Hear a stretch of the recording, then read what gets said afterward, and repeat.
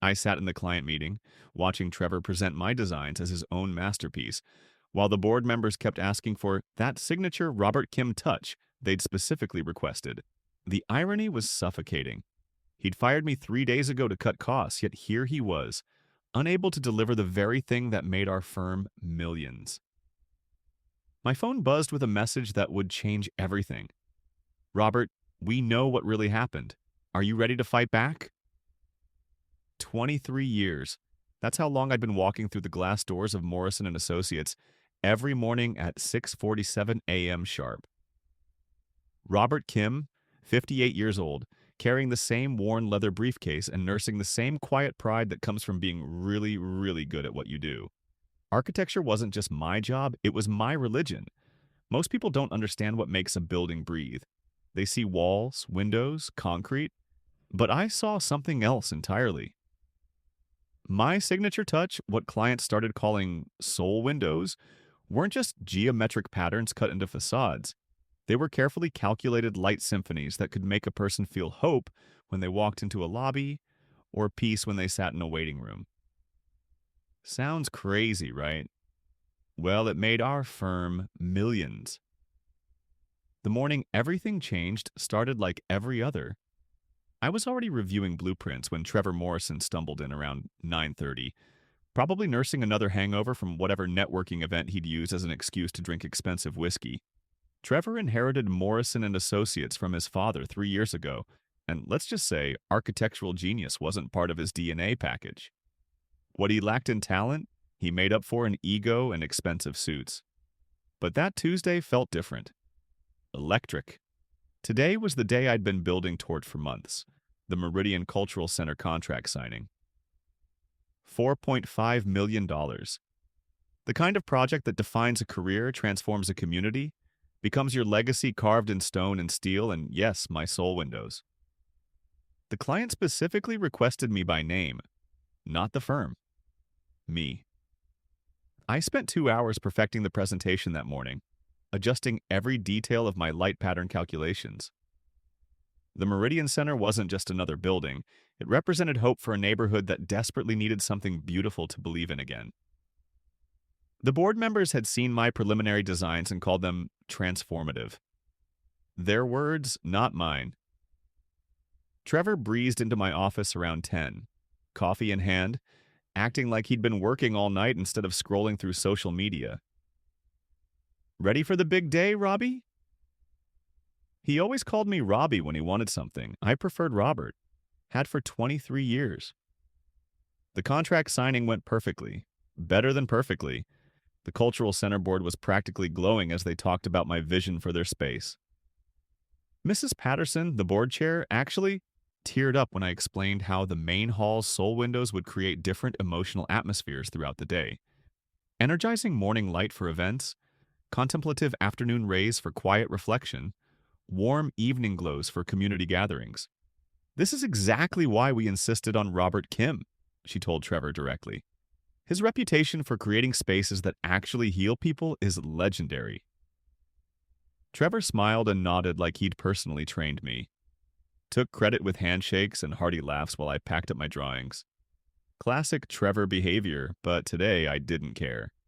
I just landed the project of my dreams. The champagne was still fizzing in my plastic cup when Trevor's assistant knocked on the break room door. Robert, Trevor needs to see you in his office. Now. Something in her voice made my stomach clench. Sarah, my wife, always said I had good instincts about people. The way Trevor was sitting behind his father's old mahogany desk, too straight, too formal, told me everything before he opened his mouth. Rob, we need to talk about the company's direction. No more Robbie. Just business now. What happened next would haunt me for months, but it also taught me something important about power, loyalty, and what happens when someone mistakes kindness for weakness. Trevor had no idea what he was about to unleash. The real story of how I lost everything and found something better was just beginning. Rob, we need to talk about the company's direction. Those 8 words hit me like a wrecking ball to the chest. Trevor leaned back in his leather chair, fingers steepled like some corporate villain from a bad movie. The champagne taste in my mouth turned bitter. The firm is restructuring, he continued, not meeting my eyes. We're moving toward a more cost-effective business model, fresh blood, new energy. You understand? I didn't understand. Not yet. What exactly are you saying, Trevor? We're letting you go. Effective immediately. The room went silent except for the hum of his expensive air purifier. 23 years of loyalty, dedication, and million-dollar contracts just evaporated like morning mist. My hands gripped the armrests of my chair so hard my knuckles went white. You're firing me? Today? The day I just signed the biggest contract in the firm's history? Trevor had the decency to look uncomfortable for about 2 seconds. Then his MBA training kicked in, all buzzwords and corporate speak. This isn't personal, Rob. It's business. The market is changing. We need to adapt or die. But I could see something else in his eyes. Relief, maybe? Like he'd been planning this conversation for months and was glad to finally get it over with. That's when the real knife twisted. The truth is, we can outsource most design work overseas now. Same quality, fraction of the cost. Your salary alone could pay for 3 junior architects fresh out of college. Same quality. Right, try explaining soul. Windows to someone who's never felt the weight of a community's hope resting on their blueprints. Walking out of that office felt like floating through a nightmare. My legs moved, but my brain couldn't process what had just happened. 23 years of arriving first, leaving last, weekend calls, emergency revisions, client dinners where Trevor got drunk, while I actually talked architecture with the people writing the checks. Packing up my office was humiliating. Linda from accounting brought me cardboard boxes without making eye contact. My colleagues suddenly found their computer screens fascinating whenever I walked past. Only Maria Rodriguez, a junior architect I'd mentored for 3 years, had the courage to approach my desk. This is insane, Robert. You are this firm. Trevor's making a huge mistake. Apparently not huge enough to matter, I said, wrapping my favorite T-square in newspaper like I was burying an old friend. Maria glanced around, then whispered, You should know something. This isn't just about you. Trevor's been talking about cleaning house for months. Anyone over 45 is supposedly dead weight. He wants to rebrand the entire firm as young and innovative. Young and innovative. Translation, cheap and exploitable.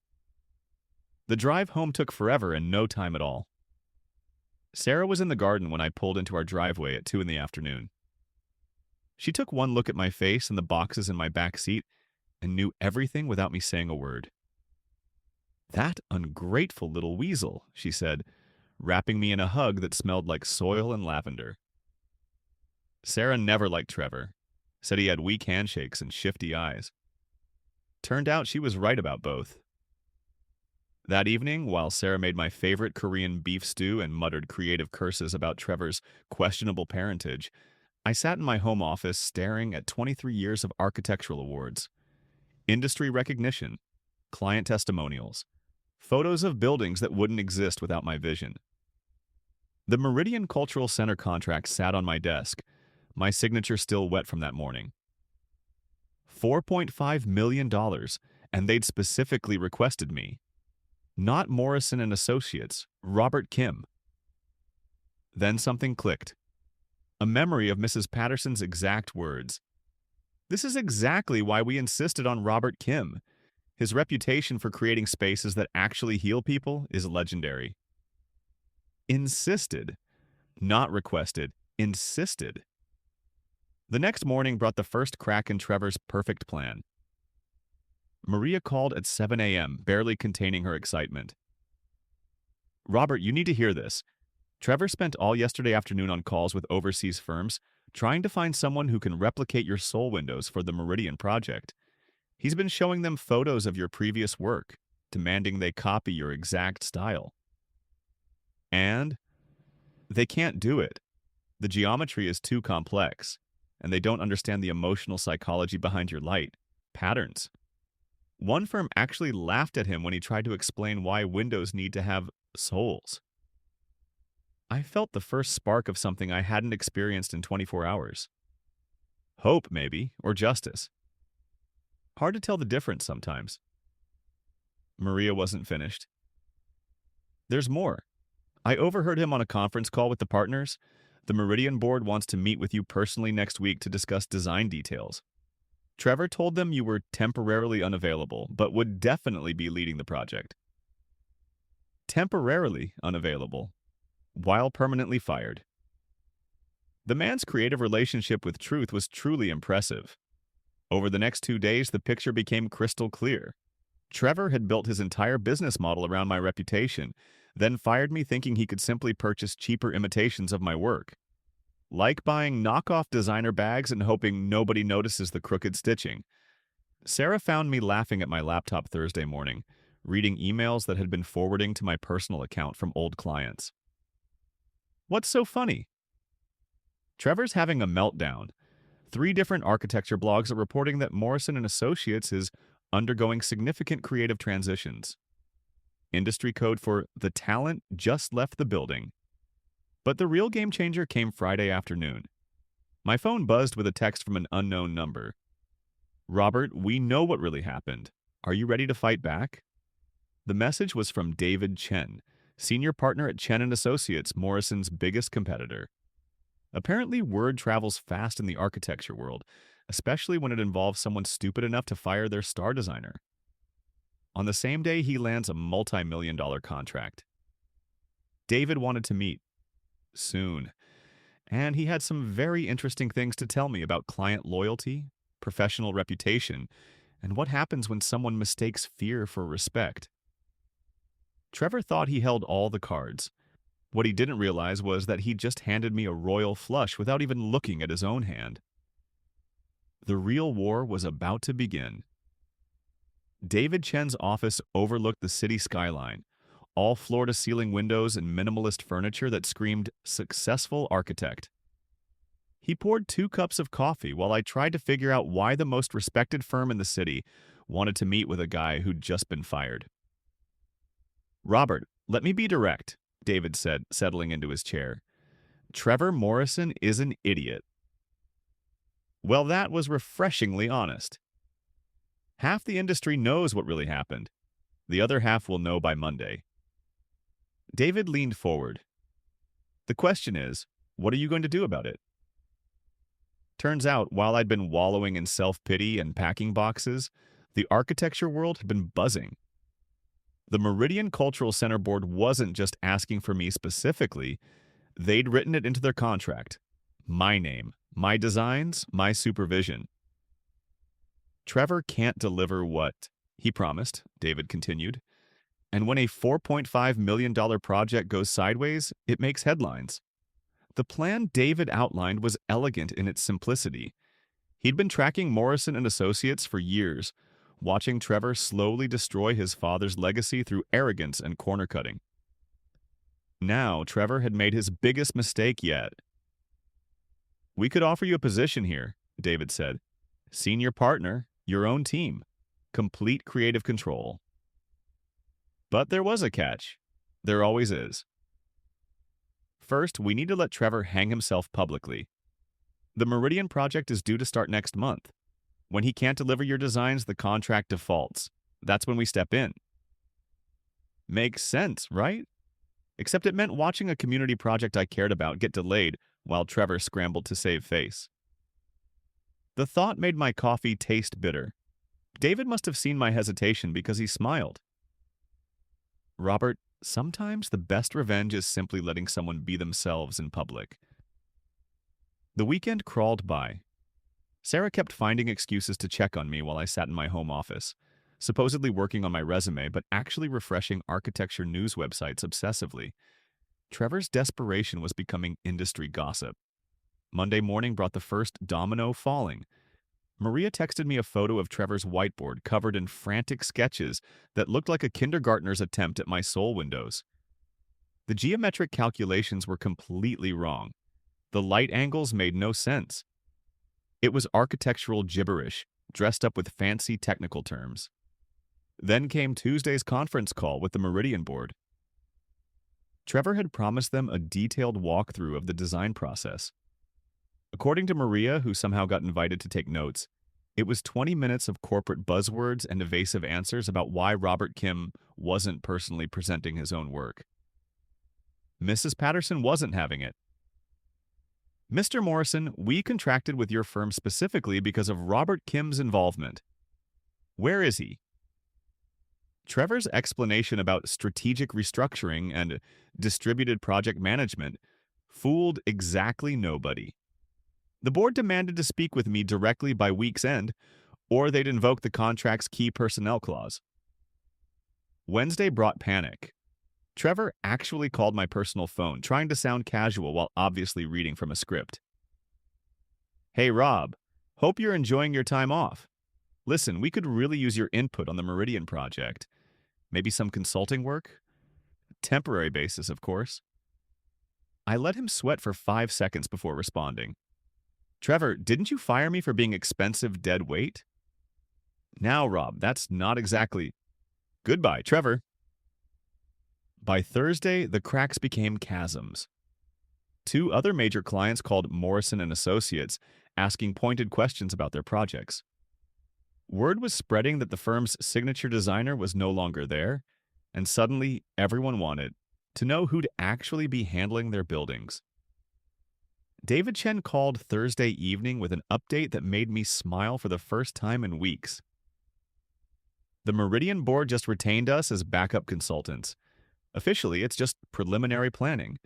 Unofficially, they're preparing to fire Morrison and Associates and transfer the entire project to us. With me as lead architect? With you as lead architect.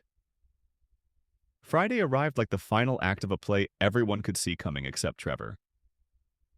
The Meridian board scheduled their ultimatum meeting for Monday morning. Trevor had exactly 3 days to produce something impossible. Robert Kim's architectural genius without Robert Kim. What happened next would become legend in our industry. Monday morning arrived like Judgment Day. Trevor walked into that conference room carrying a portfolio of desperate sketches and a confidence that was about to shatter into a million pieces. I wasn't there, but Maria described it perfectly. 20 minutes of Trevor fumbling through explanations while the Meridian board asked increasingly pointed questions about light calculations he couldn't answer. Mrs. Patterson finally cut him off mid-sentence. Mr. Morrison, where is Robert Kim? Well, as I mentioned, our restructuring allows for more collaborative... We don't want collaboration. We want Robert Kim. The contract is void. Just like that. $4.5 million walked out the door because Trevor thought he could fake 23 years of expertise with overseas knockoffs and corporate buzzwords. The call from David Chen came an hour later. Robert, pack your drafting table. The Meridian project is ours. Yours, actually. Starting over at 58 wasn't exactly my retirement plan, but walking into Chen and Associates that Tuesday felt like coming back to life. Real architects. Real projects, real respect for what we do. The Meridian Cultural Center broke ground 6 months later. Mrs. Patterson insisted on a special ceremony where I explained the soul windows to the community. Watching those kids' faces light up when I showed them how morning sunshine would dance across their new library walls, that's worth more than any paycheck Trevor could have offered. Trevor's firm, well, let's just say restructuring became a permanent lifestyle. Last I heard, he was down to 3 employees and desperately trying to rebrand as a boutique residential firm. Translation: designing rich people's bathroom renovations instead of community landmarks. The architecture blogs had a field day. Morrison Meltdown became industry shorthand for firing your most valuable asset right before your biggest presentation. Business schools probably use it as a case study now. But here's the thing nobody talks about in those articles. This wasn't really about revenge or justice or even money. It was about remembering that your work matters more than your workplace. Your reputation belongs to you, not your boss. And sometimes the best thing that can happen is getting pushed out of a situation that was slowly killing your soul. Sarah was right, as usual. Trevor did have shifty eyes and weak handshakes. But more importantly, he never understood that buildings aren't just structures. Their dreams made of steel and stone and light. My dreams were too big for his small vision anyway. The soul windows at Meridian still catch the morning light perfectly, by the way. Some things can't be outsourced.